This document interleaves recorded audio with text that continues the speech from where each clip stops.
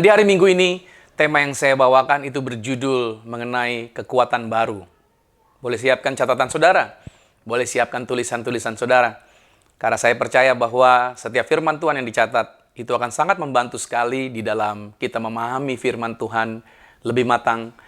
Dan itu membuat kita akan semakin hari, semakin didewasakan. Dan kita bukan cuma cakap dalam menjadi pendengar, tapi kita juga dapat mempraktekannya di dalam kehidupan kita. Judul hari ini adalah kekuatan baru. Saya ambil dari firman Tuhan Yesaya pada pasalnya yang ke-40 pada ayatnya yang ke-31. Dikatakan begini, tetapi orang-orang yang menanti-nantikan Tuhan mendapat kekuatan baru. Mereka seumpama raja wali yang naik terbang dengan kekuatan sayapnya. Mereka berlari dan tidak menjadi lesu. Mereka berjalan dan tidak menjadi lelah. Bapak Ibu Saudara yang kasih Tuhan, situasi menanti adalah sebuah keadaan yang tentunya akan dihindari oleh setiap orang. Karena seringkali pada saat menunggu, tidak dijelaskan berapa lamanya harus menantikan. Dalam cerita Alkitab, Injil Matius pada pasal 25, mengenai 5 gadis bodoh dan 5 gadis bijaksana, diceritakan di sana bahwa 10 gadis ini sama-sama menantikan kedatangan mempelai pria yang waktunya tidak diberitahukan. Ketika menunggu, mereka semuanya ketiduran. Dan pada waktu tengah malam, ada suara yang menyerukan, mempelai pria sudah datang. Respon 10 gadis ini adalah kaget, lalu segera berbenah. 5 gadis telah menyediakan cadangan minyak untuk lampunya, sedangkan 5 gadis lainnya, lampu mereka hampir padam, lalu hendak minta dari 5 gadis yang punya cadangan minyak. Mereka menyarankan agar 5 gadis yang kekurangan minyak itu membeli dari penjual minyak, karena minyak yang ada pada mereka tidak cukup untuk dibagi-bagi. Lalu pada saat para gadis tadi pergi membeli minyak, mempelai pria datang, dan 5 gadis yang telah menyediakan lenteranya tetap menyala. Mereka lah yang mendapatkan kesempatan untuk masuk dalam ruang perjamuan kawin. Kemudian pintu ditutup ketika 5 gadis yang kehabisan minyak kembali dari membeli minyak. Lalu berniat untuk masuk, maka didapati bahwa pintu yang telah tertutup tidak dapat dibuka kembali. Nah, pada peristiwa di kolam Bethesda dalam Yohanes 5 pada ayat yang keempat, di sana berjejer sejumlah orang sakit. Di sana tidak dijelaskan kapan malaikat akan datang, turun menggoncangkan air kolam, dan memberikan kesempatan bagi siapa saja yang pertama kali turun, apapun penyakitnya, langsung disembuhkan. Nah, ketidakjelasan kapan dan berapa lama harus menunggu, justru seringkali itu mendatangkan kegelisahan, kecurigaan, persaingan, dan lain sebagainya. Saudara kasih Tuhan, inilah yang menjadi catatan penting bagi setiap kita orang percaya. Berapa lama kita harus menunggu jawaban Tuhan? Seandainya selama 1 harian kita disuruh menunggu, maka kemungkinan kita mau melakukannya. Ketika menunggu selama 7 hari, kita bisa saja melakukannya. Persoalannya, Tuhan tidak pernah memberitahukan kita durasi penantian. Para murid juga dipesankan oleh Yesus sewaktu ia akan terangkat ke sorga untuk menunggu di kota, tidak melakukan aktivitas rohani apapun sampai mereka dipenuhi kuasa dari sorga. Mereka mau melakukannya, dan kuasa sorgawi memenuhi para murid pada waktunya Tuhan. Pesan yang Tuhan mau kita pahami hari ini adalah ketekunan dalam menantikan Tuhan. Situasi dan pergumulan yang setiap orang hadapi, kalau saya coba ilustrasikan, itu menjadi seperti spons yang menyerap, mengambil begitu banyak keyakinan seseorang. Iblis ingin ketika Anda berhadapan dengan tantangan, Anda menjadi putus asa dan kehilangan keyakinan. Seolah-olah Tuhan telah berubah dan tidak seperti dulu di awal pertobatan. Apakah benar demikian? Saya memberikan sebuah catatan pada prinsipnya, Tuhan tidak pernah berubah. Highlight dan garis bawahi, pada prinsipnya Tuhan tidak pernah berubah. Dalam Ibrani 13, pada ayat yang ke-8, Yesus Kristus tetap sama, baik kemarin maupun hari ini, dan sampai selama-lamanya. Dalam Yakobus 1 ayat 17, setiap pemberian yang baik dan setiap anugerah yang sempurna, datangnya dari atas, diturunkan dari Bapa segala terang, padanya tidak ada perubahan dan bayangan karena pertukaran.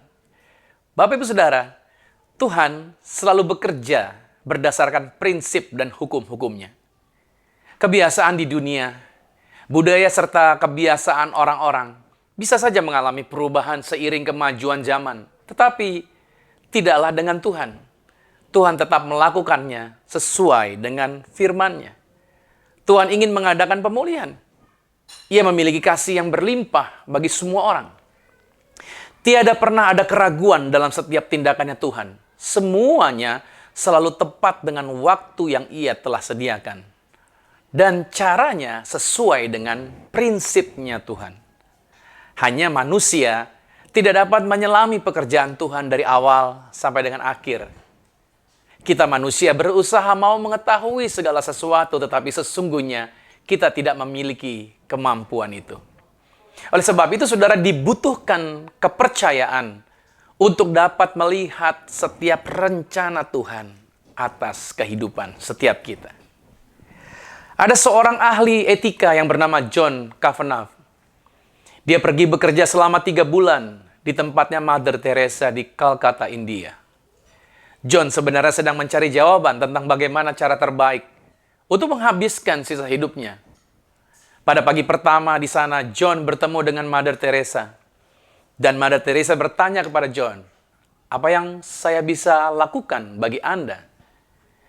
Nah, John minta agar Mother Teresa mendoakan dia. "Apa yang ingin aku doakan bagimu?" kata Mother Teresa. John yang sudah menempuh ribuan mil dari Amerika Serikat ke Calcutta, tentunya tidak menyia-nyiakan kesempatan dan berkata begini, "Doakan agar saya memiliki kejelasan dalam setiap aktivitas saya." Mother Teresa kemudian menjawab, "Kejelasan adalah hal terakhir yang kamu pegang, dan itu harus dilepaskan." Lalu John berusaha menerangkan bahwa ia melihat Mother Teresa sebagai seorang yang sepertinya selalu memiliki kejelasan, tahu apa yang harus dilakukan, dan itulah sebenarnya yang ia mau. Kemudian Mother Teresa tertawa dan berkata, "Saya tidak pernah memiliki kejelasan, tetapi apa yang selalu saya miliki adalah kepercayaan.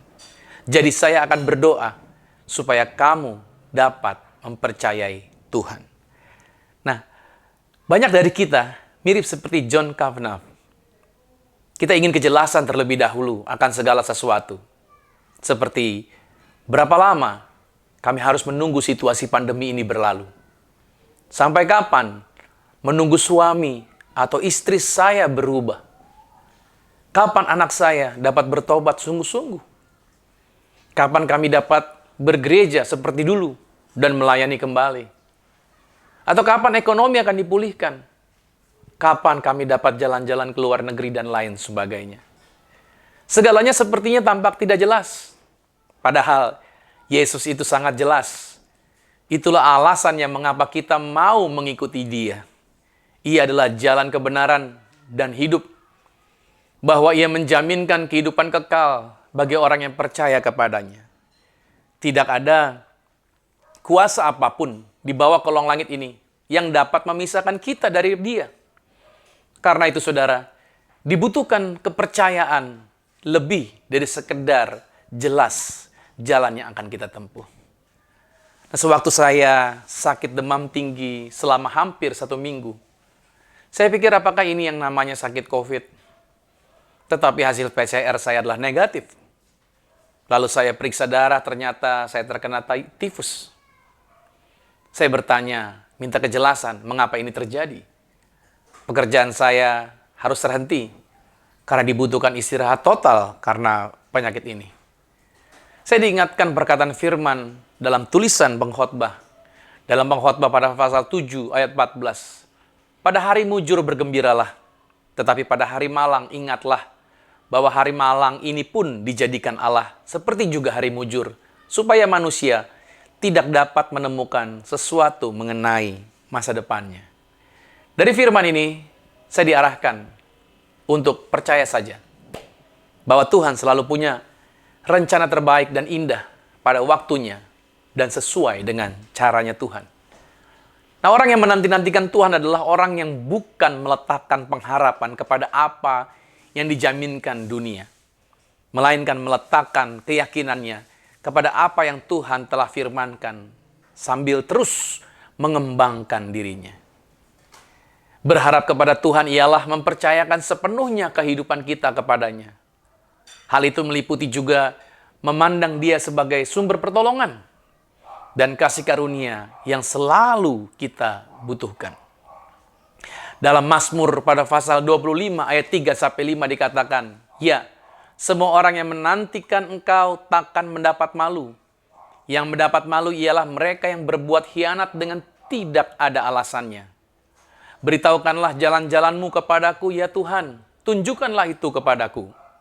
Bawalah aku berjalan dalam kebenaran-Mu, dan ajarlah aku, sebab Engkaulah Allah yang menyelamatkan aku. Engkau ku nanti-nantikan sepanjang hari." Pemazmur juga menulis dalam Mazmur 27 pada ayat 14, "Nantikanlah Tuhan, kuatkanlah dan teguhkanlah hatimu." Ya, nantikanlah Tuhan. Orang yang menantikan Tuhan justru dikuatkan. Orang yang menantikan Tuhan justru diteguhkan hatinya. Seperti sebuah kisah yang dialami oleh seorang yang bernama Simeon, seorang hamba Tuhan.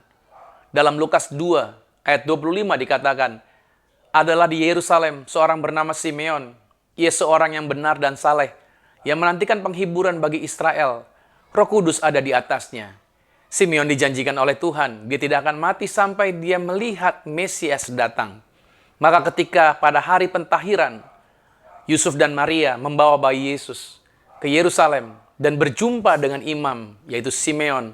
Dan Simeon menatang anak itu, dan dia berkata, 'Sekarang aku bisa melihat apa yang aku nantikan selama ini, dan mataku telah melihatnya.' Dan dia berkata, 'Sekarang aku bisa pulang ke rumah Bapa.'"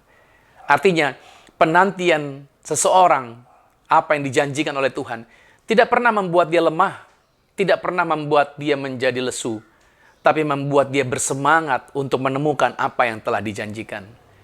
Dalam Lukas 2 pada ayat 36 sampai dengan 38, di sana dikatakan lagi pula, di situ juga ada Hana, seorang nabi perempuan, anak Fanuel dari suku Asher.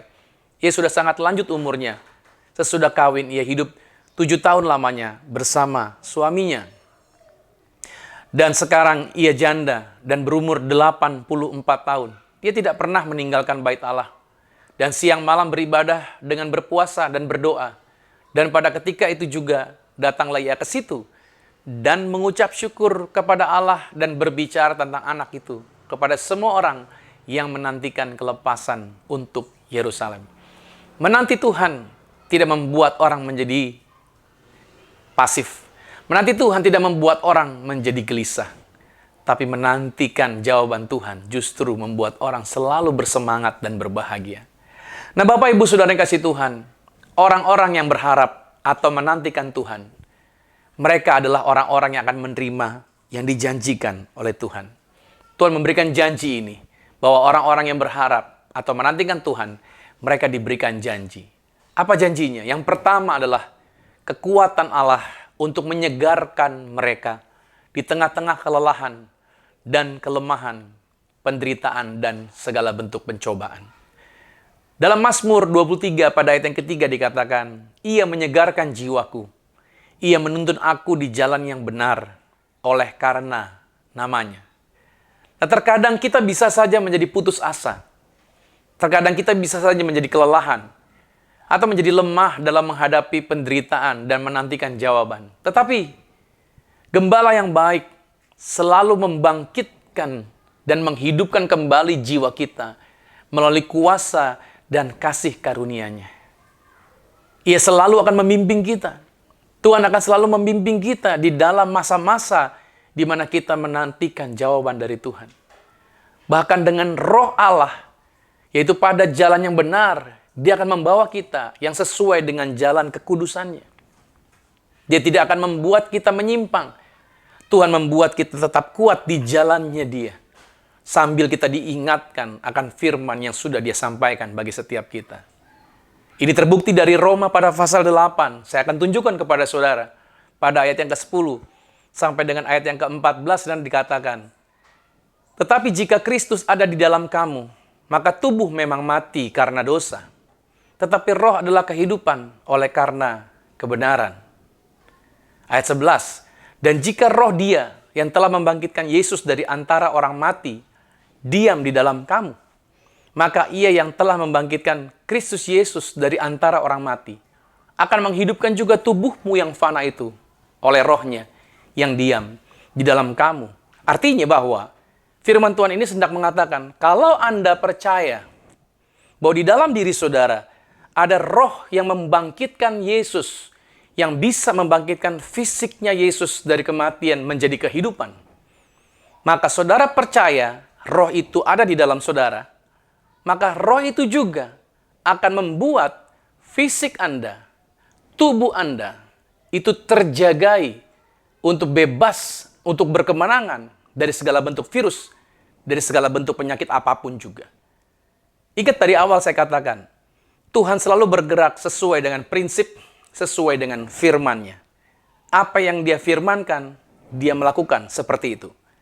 Jadi ayat 11 Roma 8 ini hendak mengingatkan, pada waktu Anda percaya di dalam diri Anda, ada roh yang membangkitkan kematian. Tubuh fisik Anda juga akan dibangkitkan untuk menang berhadapan dengan penyakit apapun juga. Ada amin. Makanya pada ayat 12 dikatakan, jadi saudara-saudara, kita adalah orang berhutang. Tetapi sekarang kita bukan berhutang kepada daging yang membuat kita ketakutan. Supaya kita hidup juga menurut daging seperti kebanyakan orang-orang di dalam dunia ini yang hidup berdasarkan kedagingan. Lebih jelas ayat 13 dikatakan, sebab jika kamu hidup menurut daging, kamu akan mati.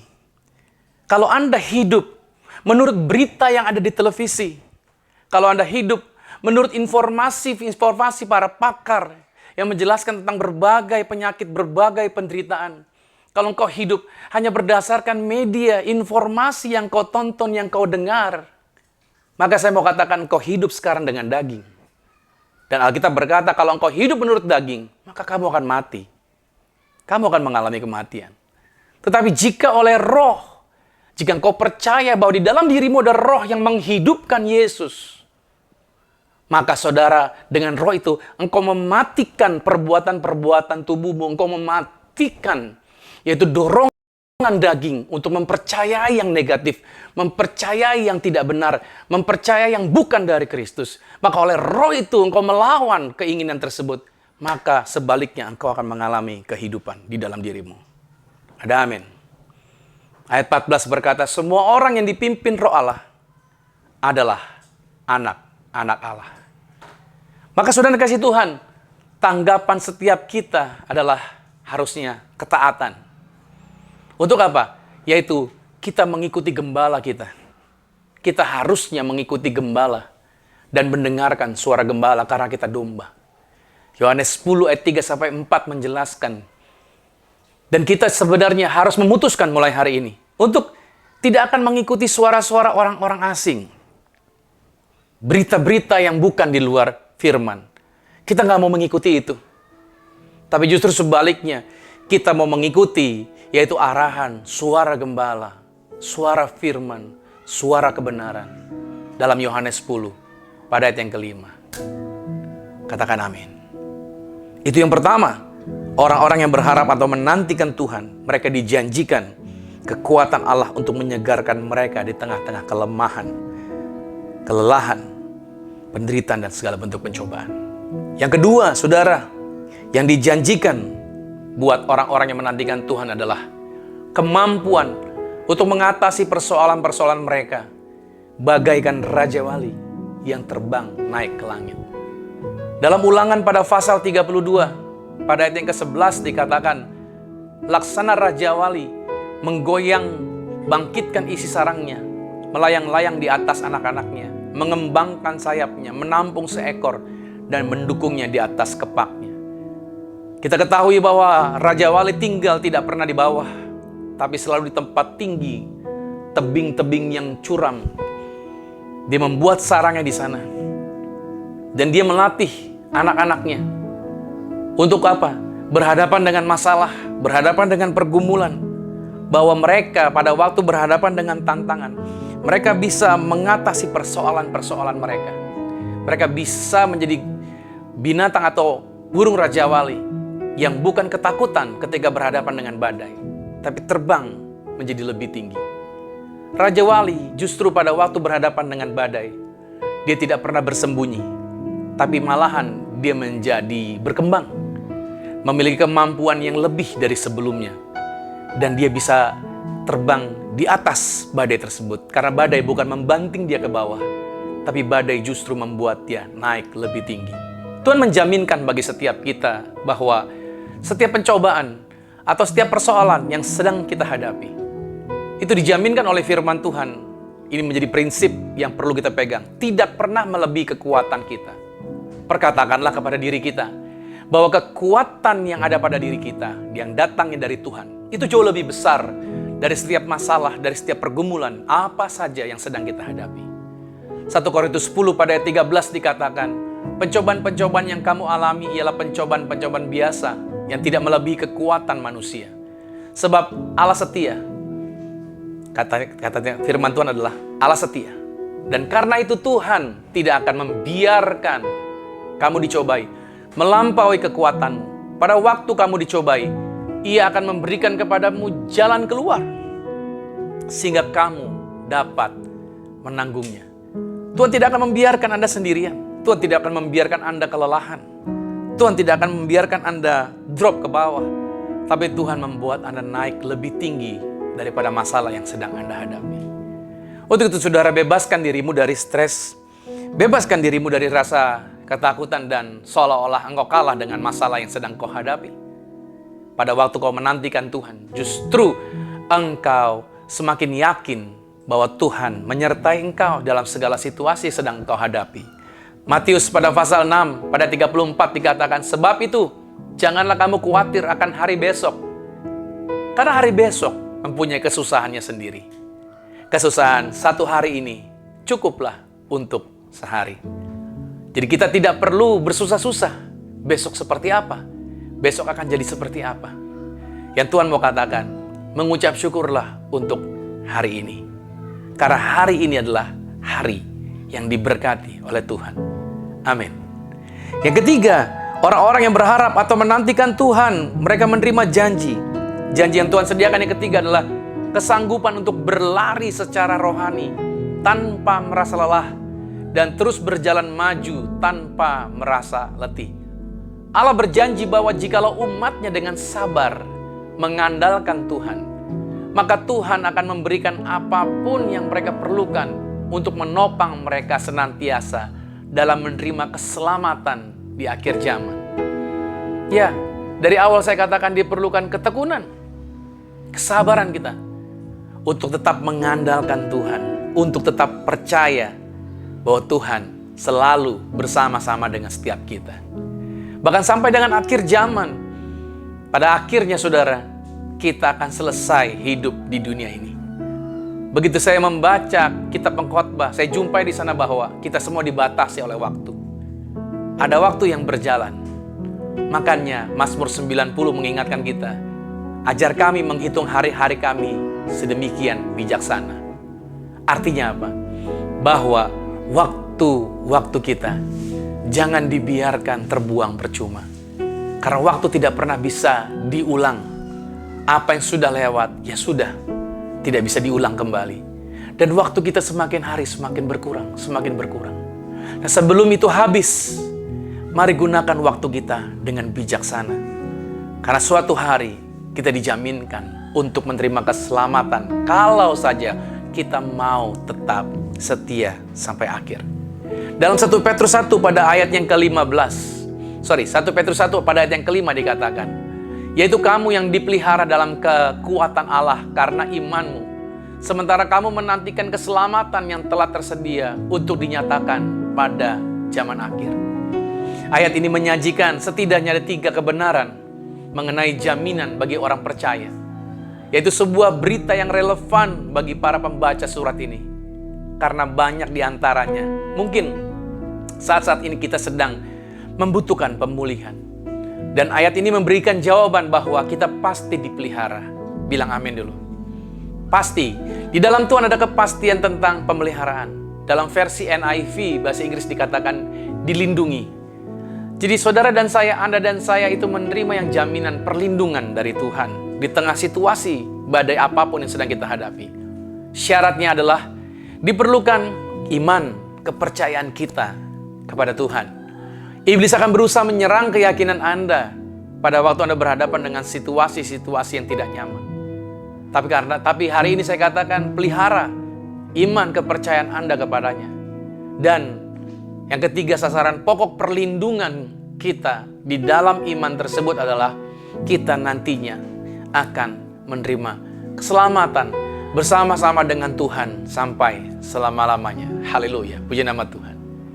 Nah, Bapak Ibu Saudara kasih Tuhan, saya closing hari ini bahwa dalam menantikan Tuhan itu dibutuhkan ketekunan dan mau terus percaya serta meyakini bahwa setiap yang Ia telah firmankan pasti digenapi.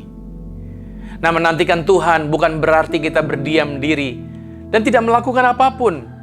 Menantikan Tuhan justru meningkatkan keaktifan kita bersama dengan Tuhan. Tuhan tidak pernah memberitahukan kita berapa lama sih dalam menantikan Tuhan.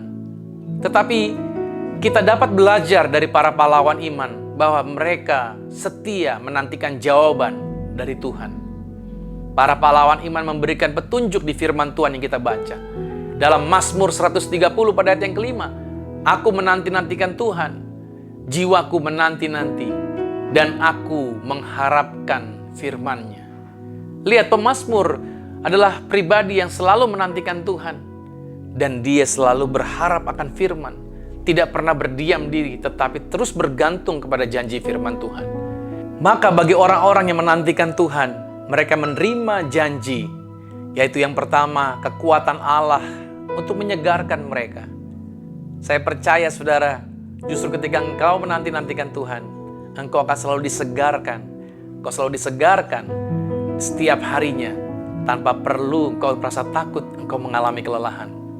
Yang kedua, engkau diberikan kemampuan untuk mengatasi persoalan. Justru pada waktu kita berhadapan dengan persoalan, kita jadi semakin kreatif. Kita semakin fasih. Kita semakin bisa berhadapan dengan berbagai persoalan. Punya pengalaman yang bisa kita bagikan atau sharingkan kepada orang-orang lain. Yang ketiga, kita memiliki kesanggupan untuk terus berlari tanpa menjadi lelah. Ya, kita selalu punya keyakinan, pengharapan, kekuatan, sampai akhirnya kita menerima mahkota kehidupan. Kita tidak kelelahan karena kita tahu Tuhan yang berjanji pasti menggenapi. Nah, saudara, saya akan closing dengan satu ayat ini. Ini menjadi ayat kunci khotbah di sepanjang khotbah hari ini, yaitu di dalam Matius pada pasalnya yang ke-7, pada ayat yang ke-7 sampai dengan ayat yang ke-8. Di sana dikatakan, mintalah maka akan diberikan kepadamu, carilah maka kamu akan mendapat, ketoklah maka pintu akan dibukakan bagimu. Karena setiap orang yang meminta menerima, dan setiap orang yang mencari mendapat, dan setiap orang yang mengetok baginya pintu dibukakan. Saudara kasih Tuhan, kabar baiknya, semua jawaban kehidupan Anda pasti diberikan pada saat Anda meminta, pada waktu Anda mencari, dan Anda mengetok. Jadi artinya saudara yang kasih Tuhan, kapan jawaban itu diberikan? Mulailah dari hari ini. Lakukanlah mulai sekarang. Itu tidak akan pernah diberikan bagi orang-orang yang tidak bergerak bersama dengan Tuhan. Jadi artinya, semua jawaban itu akan diberikan pada waktu engkau memintanya. Pada waktu engkau terus mencarinya. Pada waktu engkau terus mengetuk. Karena Tuhan tidak pernah memberitahukan kapannya. Tapi lakukan ini terus. Mulai kapan? Mulai hari ini. Lakukan terus menerus. Dan engkau akan menerima jawabannya. Saya mengucapkan selamat hari Minggu. Dan berbahagialah saudara bersama dengan keluarga di hari Minggu ini. Amin. Mari kita berdoa. Tuhan Yesus, terima kasih kami diberkati dengan kebenaran firman Tuhan. Kami bersuka cita, kami bersyukur bahwa orang-orang yang menanti-nantikan Tuhan justru menerima kekuatan yang baru. Justru kami semakin hari semakin menyadari bahwa situasi masalah yang kami hadapi justru itu mendatangkan kebaikan bagi kehidupan kami. Kami percaya bahwa yang mendatangkan kebaikan karena Tuhan tidak pernah meninggalkan kami. Tuhan selalu bersama-sama dengan kami. Tuhan memelihara kami. Tuhan menjaminkan kehidupan kami di bumi sama seperti di surga. Oleh sebab itu Tuhan Yesus Kristus, aku berdoa dimanapun setiap anak-anak Tuhan ini berada. Aku berdoa mereka semua dilawat, mereka semua dijamah, mereka semua diberkati oleh Tuhan. Situasi apapun yang mereka hadapi, itu tidak membuat mereka lemah, tidak membuat mereka undur, tidak membuat mereka menjadi orang-orang yang ketakutan, tetapi menjadi orang-orang yang bersemangat dan meyakini bahwa di dalam diri mereka ada roh yang membangkitkan Yesus dari kematian. Roh yang sama juga akan membuat tubuh mereka kuat, tubuh mereka sehat, tubuh mereka menang atas segala virus dan penyakit berbahaya apapun juga. Mereka bukan menjadi orang-orang yang hidup dalam kedagingan, tapi dipandu dan dituntun oleh roh Tuhan. Kami berdoa biarlah bangsa kami bisa melewati situasi ini. Dan bangsa kami menjadi bangsa yang berbeda, menjadi bangsa yang baru. Bangsa yang maju. Bangsa yang benar-benar yang Tuhan sediakan jaminan. Terima kasih buat segala sesuatunya. Maka Tuhan pada hari ini, aku akan mengakhiri ibadah ini Tuhan. Kami akan menerima segala berkat Tuhan. Maka setiap teman-teman yang sudah terlibat melayani, siapa saja yang sudah terlibat, apa saja mereka korbankan, diberkati luar biasa. Dan digantikan yang luar biasa. Berkati dengan berkelimpahan. Tangan-tangan mereka telah membantu pekerjaan pelayanan Tuhan ini. Juga tangan-tangan mereka diberkati dan diluaskan apa yang mereka kerjakan. Dan dibuat Tuhan pasti berhasil. Terima kasih Tuhan Yesus. Terima kasih Bapak. Aku serahkan sepanjang seminggu ini kegiatan anak-anak Tuhan. Diberkati senantiasa. Setiap apa yang mereka sentuh, pegang, kerjakan, dibuat berhasil. Dan saatnya kami akan menerima berkat-berkat Tuhan. Kekasih Kristus arahkan hati. Aminkan berkat ini menjadi milik kita. Diberkatilah engkau di dalam usahamu. Diberkatilah engkau di dalam pekerjaanmu. Diberkatilah engkau di dalam segala aktivitas. Bahkan sekolah anak-anakmu pun diberkati.